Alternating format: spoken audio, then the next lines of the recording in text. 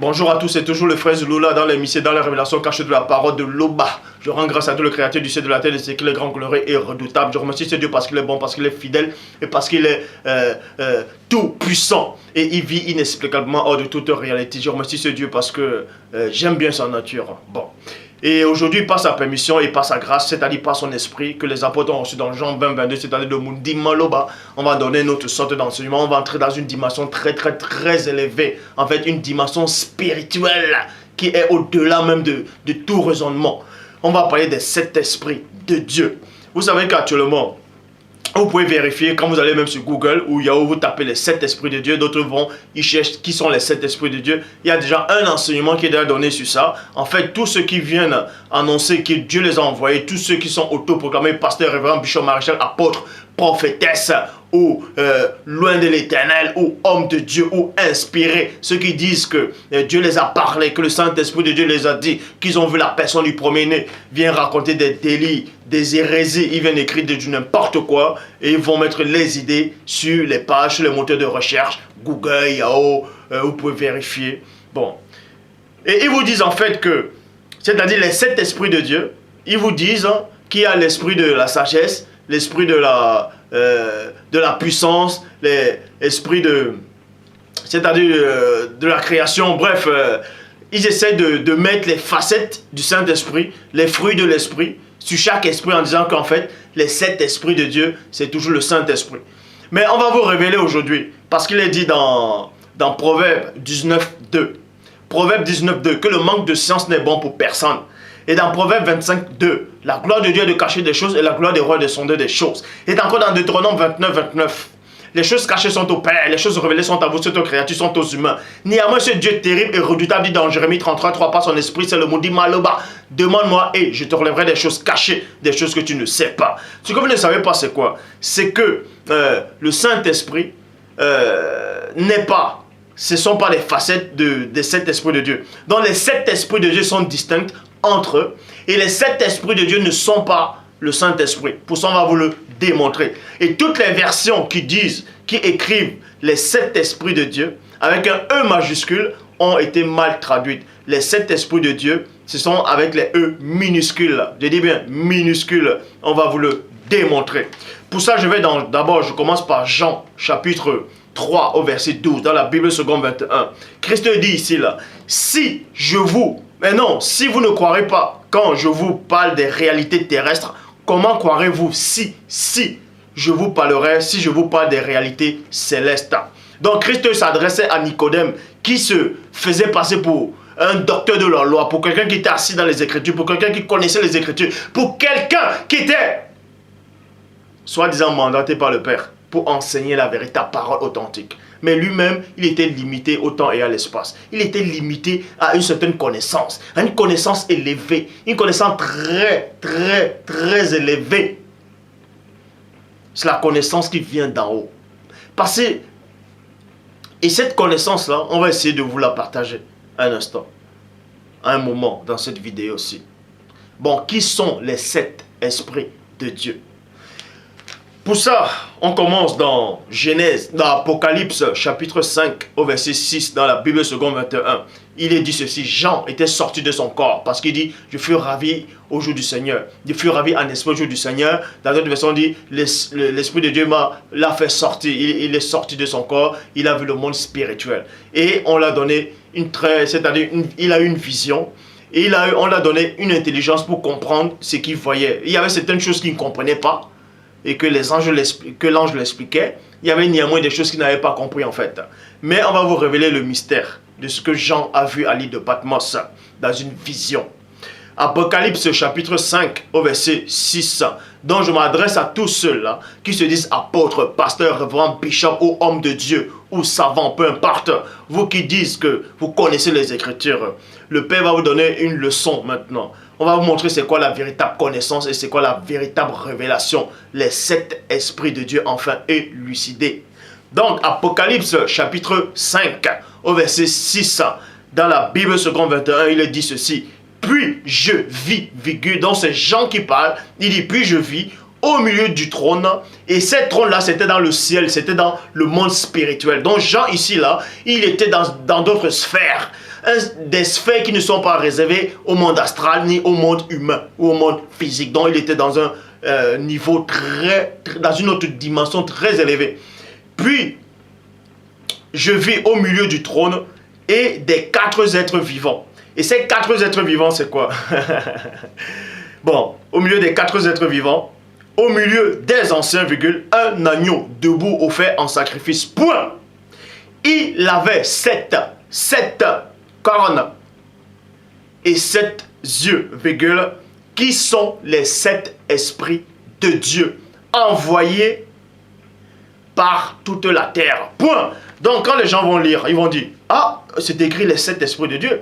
Il y a d'autres versions qui disent les 7 esprits de Dieu avec un E majuscule, exactement comme le Saint-Esprit. Ils vont dire, ah, c'est forcément le Saint-Esprit, mais d'une autre, plusieurs facettes. Et ça, c'est faux. Ça, c'est complètement faux.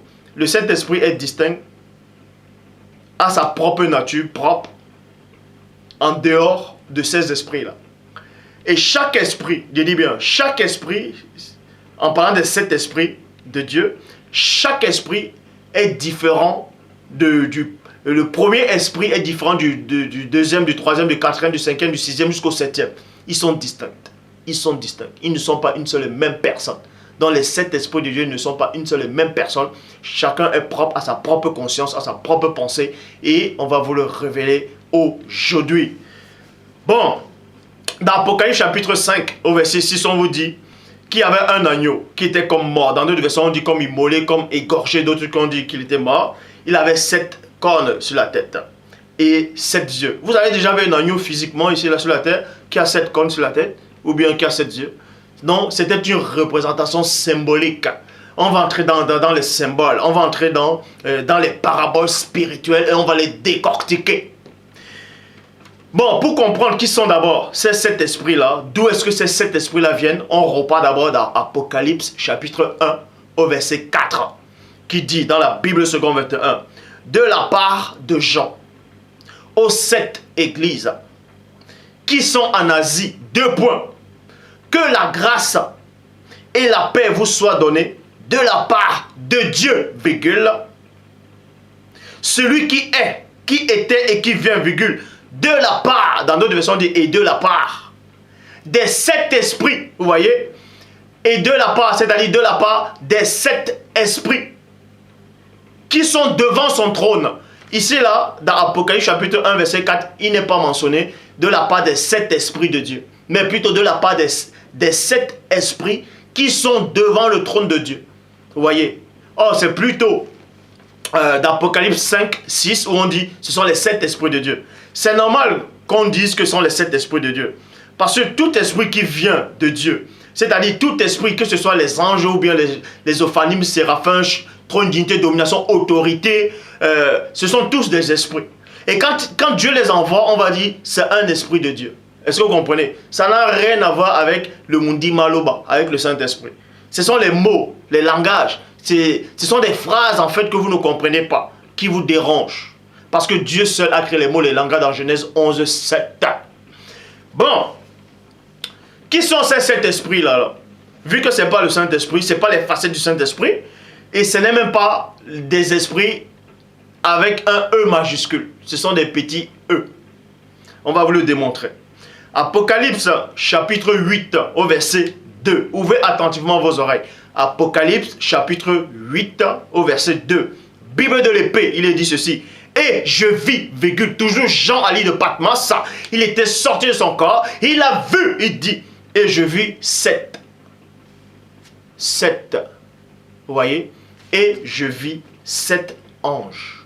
7 anges qui se tenaient, qui se tiennent plutôt devant Dieu, et en les donnant 7 trompettes. Point! Donc, je repars, je vais relire pour ceux qui n'ont pas compris.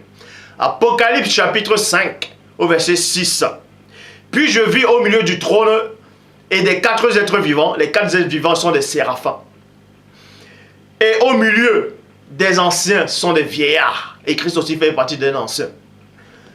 un agneau debout. Et l'agneau là représentait le premier-né. Debout offert en sacrifice. Il avait 7 cornes et 7 yeux, qui sont les 7 esprits de Dieu envoyés par toute la terre. Apocalypse chapitre 1, verset 4. De la part de Jean et aux 7 églises qui sont en Asie, que la grâce et la paix vous soient données de la part de Dieu, celui qui est, qui était et qui vient, de la part des 7 esprits qui sont devant son trône. Et les 7 esprits qui sont devant le trône de Dieu, ce sont des anges. Ce sont 7 anges. Il y a plein d'anges qui sont au trône, autour du trône de Dieu, tout ça là. Mais ces 7 anges-là sont spéciaux. On va vous expliquer le pourquoi. Apocalypse chapitre 8 au verset 2, Bible de l'épée. Et je vis les 7 anges qui se tiennent devant Dieu. Et on les donna 7 trompettes. Vous voyez, ça c'est la révélation. Les 7 esprits de Dieu sont les 7 anges qui sont devant Dieu. Que Dieu a envoyé dans la réalité physique pour exercer sa volonté en lui. Pour accomplir une mission très délicate. Et on va vous montrer en fait l'importance de ces 7 esprits de Dieu. En fait, l'importance de ces 7 anges de Dieu. En fait, quand on dit les 7 esprits de Dieu, ce sont les 7 anges de Dieu. On va vous donner leur importance déjà, premièrement. Et dans le verset 6, dit ceci. Alors les 7 anges, qui avaient les 7 trompettes, se préparaient à sonner des trompettes. Point. Qui sont-ils alors? Maintenant, la révélation, c'est que vous avez compris que ce sont des anges en fait. Les 7 esprits de Dieu sont les 7 anges. Ça, c'est la première révélation. Et la deuxième révélation, maintenant, on repart dans Genèse, chapitre 1, au verset 2. Genèse, chapitre 1, verset 2. Dans la Bible de Jérusalem, on dit quoi? Or, la terre était vide et vague. Les ténèbres couvraient l'abîme, je m'arrête dans la virgule et j'entre dans la profondeur. Apocalypse chapitre 1. Apocalypse chapitre 20, verset 1. Dans la traduction œcuménique de la Bible dit ceci. Alors, je vis un ange qui descendait du ciel. Point. Il avait à la main la clé de l'abîme. Il avait à la main la clé de l'abîme. Et une lourde chaîne. Point. Et là, c'est le premier ange. C'est le premier esprit des 7 esprits de Dieu. Cet esprit-là, dont on vient de citer d'Apocalypse chapitre 20 au verset 1, c'est l'ange de l'abîme.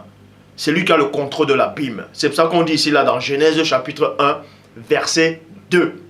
Or, la terre était vide et vague. C'est-à-dire, la terre était informe et vide. Il y avait les ténèbres à la surface de l'abîme. Et on veut dire que dans Apocalypse chapitre 20, verset 1, il y a un ange qui a la clé de l'abîme. Donc, c'est le premier esprit. Il y a 7 esprits de Dieu, 7 anges de Dieu qui ont une mission très délicate par rapport à la création. Et le premier esprit ici, là, des 7 esprits, c'est celui de l'abîme. Vous voyez. Et ensuite, on repart toujours dans Genèse pour vous montrer le deuxième esprit des 7 esprits. Genèse chapitre 1, verset 2. Or, la terre était vide et vague, les ténèbres couvraient l'abîme. On vous a montré l'ange de l'abîme. Un vent, mais ensuite on dit maintenant un vent. Un et non deux, et non des vents, mais un vent de Dieu tournoyait les eaux. Dans notre version on dit l'esprit de Dieu se mouvait au-dessus des eaux. Mais là on va revenir plus tard. Un vent de Dieu tournoyait sur les eaux. Point. Hébreux chapitre 1 verset 7 dans la Bible français courant. Dieu fait de ses anges des vents. Donc un vent de Dieu qui tournoyait au-dessus des eaux, c'était un ange. Pourquoi? Parce que dans Genèse chapitre 1 verset 2, dans Louis II 1910, il est dit ceci. L'esprit avec un E minuscule de Dieu se mouvait au-dessus des eaux. En fait, ce n'était pas le Saint-Esprit. C'était un ange de Dieu qui était au-dessus des eaux. Et cet ange a fait partie du deuxième esprit des 7 anges qui sont dans l'Apocalypse. Hébreux chapitre 1 verset 7 dans la Bible seconde 21. Il fait de ses anges des esprits. C'est pour ça qu'il est dit dans Apocalypse chapitre 16 au verset 5. Bible du semeur. Là, on va vous parler du deuxième esprit qui fait partie des 7 esprits. Alors j'entendis l'ange qui a autorité sur les eaux. Dire, j'entendis l'ange qui a autorité sur les eaux. C'est pour ça qu'il est dit dans la traduction Abbé Filion, l'ange établi sur les eaux. Cet ange-là qui est établi sur les eaux, c'est lui qui se mouvait au-dessus des eaux au début de la Genèse. Mais avant lui, il y avait un qui avait la clé de l'abîme. Vous voyez, là, ça fait partie des... C'est déjà 2 anges qu'on a élucidés. Des 7 esprits de Dieu d'Apocalypse, ce sont les 7 anges. Et on a déjà élucidé 2 anges. Maintenant, le 3e ange vient d'où? Toujours dans la Genèse. Genèse chapitre 1, verset 3, il est dit, Dieu dit, 2 points, que la lumière soit, et la lumière fut. Plein de gens ne comprennent pas ce que ça veut dire. D'autres gens disent, mais cette lumière-là, c'est donc quoi cette lumière? Est-ce que c'était Christ? C'est la lumière du soleil? Puisque selon la Bible, le soleil, la lune, les étoiles sont apparues dans Genèse chapitre 1 au verset 14. Or, dans Genèse 1, 3, on dit, Dieu dit que la lumière soit et la lumière fut. On va vous montrer que c'est le 3e ange par rapport à sa mission. Apocalypse chapitre 18 au verset 1. Bible des peuples. Là, c'est le 3e ange des 7. Après cela, je vis un ange qui descendait du ciel et rayonnait d'une telle puissance que la terre fut illuminée de sa gloire. Dans d'autres versions, on dit de son rayonnement. Donc le premier ange représente l'abîme. Et au début, c'était l'abîme. Et le 2e ange, c'était celui qui tournait au-dessus des eaux. Et le 3e, c'est celui qui représente la lumière. Quand Dieu dit que la lumière sur la lumière fut. Dans le 3e ange-là, d'Apocalypse chapitre 18 au verset 1, et je vis descendre du ciel un ange qui avait une grande autorité, et toute la terre fut éclairée de sa gloire. Donc que la lumière soit, et la lumière fut. Donc c'est le 3e esprit. On va vous révéler c'est qui le 3e, le 4e esprit maintenant. Genèse, toujours dans Genèse, il tire toutes les origines. En fait, on voit les missions. Chaque esprit, c'est-à-dire parmi les 7 esprits de Dieu, chaque esprit est associé à un élément ou à quelque chose qui vit dans ce plan-ci. Genèse chapitre 1, verset 11. Genèse chapitre 1, verset 11. Puis Dieu dit 2 points. Que la terre produise de la verdure, de l'herbe portant de la semence, des arbres fruitiers donnant du fruit selon les espèces et ayant en eux leur semence sur la terre. Et cela fut ainsi. Point. Donc on vous montre ici là. Dans Genèse chapitre 1 au verset 11, Dieu a créé des fruits, il a créé la faune et la flore, dont la nourriture est venue à cette période-là, la nourriture. Or, quand vous lisez dans 1 Roi chapitre 19 au verset 5, 1 Roi 19, 5, Bible des peuples, il dit ceci, là c'est le 4e ange maintenant. Là. Il se coucha, c'est-à-dire Élie le Tishbite s'est couché, il se coucha là, et il s'endormit, point. Or, voici qu'un ange le toucha et lui dit, lève-toi et mange. Point. Cet ange-là représente la nourriture. Cet ange-là était derrière, c'est le 4e ange. Genèse, maintenant on va vous montrer le 5e ange en fait. Le 5e. En fait, le 5e ange, c'est... le 5e ange, c'est celui dont on fait allusion. C'est celui qui représente Genèse chapitre, on va aller dans Genèse chapitre 1 verset 14 qui dit dans la Bible en français courant, Dieu fit ainsi les 2 principales sources de lumière, 2 points, la grande virgule, le soleil virgule, pour présider le jour, le plus petit, plutôt la plus petite, la lune pour présider la nuit. Et il ajouta les étoiles. C'est pour ça qu'il est dit dans Apocalypse chapitre 19 au verset 17, Bible des peuples. Là c'est le 5e ange en fait. Je vis alors un ange debout dans le soleil. Donc cet ange debout dans le soleil représentait les astres. Il représentait, c'est-à-dire, je parle par rapport à la création. Il représentait... c'est lui qui était représenté dans Genèse 1, 14 par rapport aux étoiles, aux astres, tout cela. C'est pour ça qu'on parle de lui dans Apocalypse chapitre 19 au verset 17, un ange qui se tenait dans le soleil. Maintenant, le 6e ange en fait, là c'était le 5e, le 6e ange Vous le trouvez dans Genèse. Vous le trouvez dans Genèse chapitre... Oui, dans Genèse chapitre 1 au verset 20 à 21 qui dit ceci. Puis Dieu dit que les eaux produisent en abondance des reptiles qui aient vie et qui aient des oiseaux qui volent sur la terre vers l'étendue des cieux. Verset 21, là c'était dans la Bible traduction Martin. Verset 21 dans la traduction œcuménique de la Bible. Dieu créa les grands monstres marins, tous les êtres vivants et remua selon les espèces dont grouillèrent les eaux. Et tout oiseau ailé selon son espèce, Dieu vit que cela était bon. Donc on représente les animaux. Donc, dans Genèse 1, 20 à 21, on parle de la création des animaux, des êtres vivants, des animaux. Et il y a maintenant le sixième esprit derrière ces animaux-là, dans Daniel chapitre 6 au verset 22, traduction David Martin.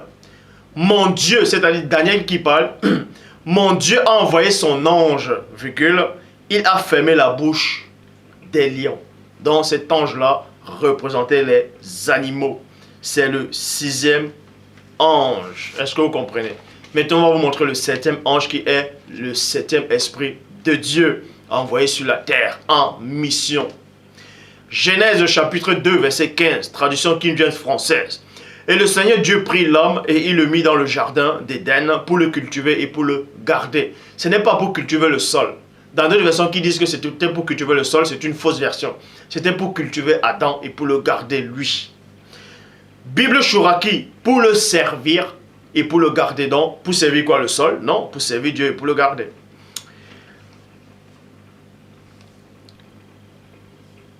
C'est pour ça qu'il est dit dans Exode, chapitre 23, au verset 20. Dans la Bible du rabbinat français Adokan, on dit ceci. Là, c'est le septième ange. Or, je mettrai devant toi un mandataire, virgule, chargé de veiller sur ta marche et te conduire au lieu que je t'ai destiné. Verset 21, Bible du semeur. Respectez-le et obéissez-lui plutôt. Ne lui résistez pas, il ne tolérera pas votre rébellion, car il est mon représentant. Point. Dieu, Bible du rabbinat français Adokan, car ma divinité est en lui. Donc c'est le septième ange qui représente l'homme, c'est-à-dire qui doit guider l'homme, qui doit protéger les pas de l'homme. Il est derrière. Il est derrière. Est-ce que vous comprenez? Ça n'a rien à voir avec l'archange Michel, où on dit dans Daniel 12 qu'à cette époque se lèvera Michael, le grand chef, le défenseur des enfants de ton peuple. Mais ici, là, c'était un ange derrière. Bon. Les sept esprits de Dieu ont été élucidés. Les sept esprits de Dieu, ce n'est pas le Saint-Esprit. Les sept esprits de Dieu dans l'Apocalypse, ce sont les sept anges. Et chaque ange est derrière quelque chose qui existe. Représente un élément ou quelque chose de vivant. Est-ce que vous comprenez? Donc, tous ceux-là qui veulent lire le livre de l'Apocalypse, faites très attention. Je répète encore. La Bible, c'est un livre rempli de mystères. Le livre de l'Apocalypse est compliqué à lire pour ceux qui n'ont pas reçu le mandat. Les gens vont lire le livre de l'Apocalypse, ils vont se gourer à chaque fois. Ils vont lire Daniel, ils vont se gourer. Ils vont lire la Genèse, ils vont se gourer. Donc quand vous lisez, faites très attention. Donc, les sept esprits de Dieu, comme on vous le décrit, dans Google, il y a Wikipédia, c'est complètement faux. Les sept esprits de Dieu sont les sept anges. On veut dire que Dieu a, au septième jour, d'autres pensent que Dieu, en fait, bref, on ne va pas trop entrer en détail. J'ai fait la vidéo, elle ne dure pas longtemps, c'était juste pour vous montrer en fait qui sont les sept esprits de Dieu. Les sept esprits de Dieu, enfin élucidés. Ça n'a rien à voir avec ce que les gens pensent. Donc si on te demande qui sont les sept esprits de l'Apocalypse, ce sont les sept anges. Et on vous a montré qu'ils étaient derrière, c'est-à-dire, c'est pas qu'ils ont participé, mais il représentait quelque chose dans la création, dans la jeunesse. Dans chaque chose derrière, il représentait. Que Dieu soit glorifié.